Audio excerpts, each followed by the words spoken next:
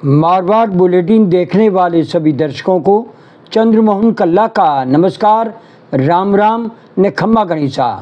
आज के समाचारों में प्रदेश में मूसलाधार बरसात के बाद बाढ़ के हालात हैं, लेकिन प्रदेश में राहत मंत्री कौन है इसका अता पता नहीं है। राहत मंत्री डॉक्टर किरोड़ीलाल मीणा पहले से ही इस्तीफा दे चुके हैं और इसे इस्तीफा दिए करीब 1 माह हो गया है।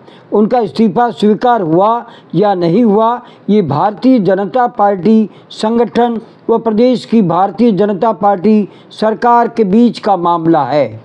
लेकिन राजस्थान में बाढ़ के हालातों के बीच में राहत व बचाव कार्य प्रशासनिक अधिकारियों के भरोसे छोड़ दिया गया है। हालात बड़े विकट होते जा रहे हैं, लोग मरते जा रहे हैं।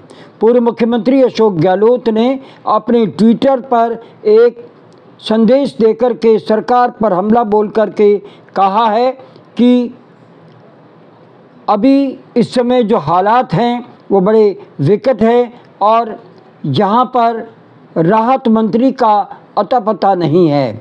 उन्होंने सही मायने में इस मुद्दे को हवा दे दी है और जनता भी कहने लगी है कि राहत मंत्री कौन है, बचाव के लिए कौन योजनाबद्ध कार्यक्रम बना रहा है। और भारी नुकसान हो चुका है।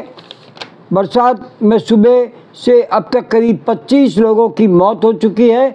गहलोत ने कहा कि ये दुर्भाग्यपूर्ण है कि ऐसी आपदा में जनता ये भी पता नहीं कर सकी है कि आपदा राहत मंत्री कौन है। किरोड़ीलाल मीणा का इस्तीफा स्वीकार हुआ या नहीं हुआ, ये भी अभी गर्त में छिपा है। गहलोत ने मांग की है कि मुख्यमंत्री मीणा को लेकर स्थिति स्पष्ट करें। गहलोत ने कहा कि एक तरह तो किरोड़ीलाल मीणा जो इस्तीफा देकर के अपनी स्थिति स्पष्ट कर चुके हैं, सरकार को हाथ जोड़ दिए हैं, लेकिन जनता राहत के लिए पुकार रही है। किसी को तो राहत मंत्री बनाया ही जाना चाहिए ताकि जनता को राहत मिल सके। फिलहाल किरोड़ीलाल मीणा को लेकर के पूर्व मुख्यमंत्री अशोक गहलोत ने सरकार को तो घेरा ही है, साथ में जनता को भी ये पता चल गया कि प्रदेश बिना राहत मंत्री के मूसलाधार बरसात और बाढ़ में किस तरह से अपने आप को सुरक्षित मान सकता है। अब आपको ये भी बता दें कि बांग्लादेश में अल्पसंख्यक हिंदुओं पर निरंतर हो रहे हमलों को लेकर के भारत सरकार कोई बड़ा एक्शन प्लान ले या नहीं ले, कार्रवाई करे या नहीं करे, और ऐसा लगता है कि कार्रवाई के मूड में नहीं लगती।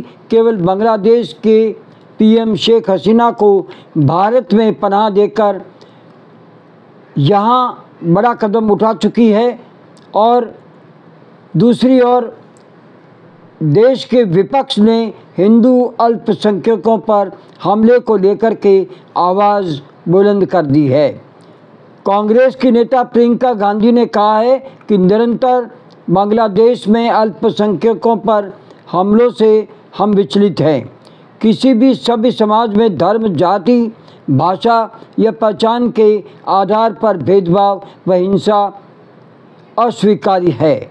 वहाँ की निर्वाचित सरकार हिंदू, ईसाई, बौद्ध धर्म और अन्य अल्पसंख्यकों की सुरक्षा करे, इस तरह की कार्रवाई होनी चाहिए और भारत सरकार को नई सरकार पर दबाव डालना चाहिए।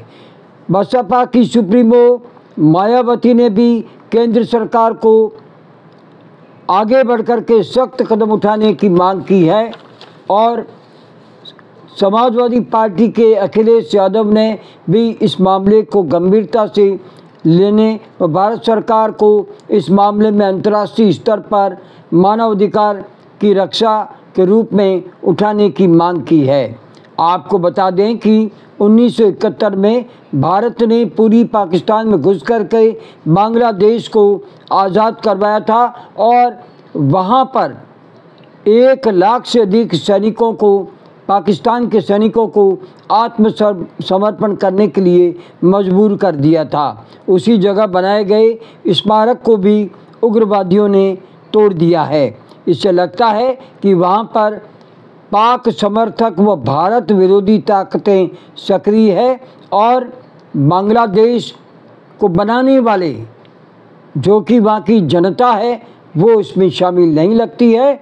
और छात्र आंदोलन के रूप में जो आंदोलन शुरू हुआ था, अब विदेशी ताकतें वहाँ पर लोगों को अपने हाथ में लेकर के नचा रही है। नई सरकार खामोश बैठी है और अल्पसंख्यकों पर ज़बरदस्त हमले हो रहे हैं। मंदिर जलाए जा चुके हैं, मूर्तियाँ तोड़ी जा चुकी है और लाखों हिंदू भाग कर के सीमा पर आकर के एकत्रित होकर के भारत की ओर टकटकी लगाई देख रहे हैं।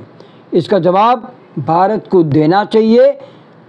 भारत की खुद की जनता ये चाहती है कि बांग्लादेश में रह रहे हिंदू, ईसाई और अन्य अल्पसंख्यक लोगों की सुरक्षा की जाए और अगर ज़रूरत पड़े तो भारत को, आर्मी को बांग्लादेश में घुस कर के स्थिति को शांत करना चाहिए।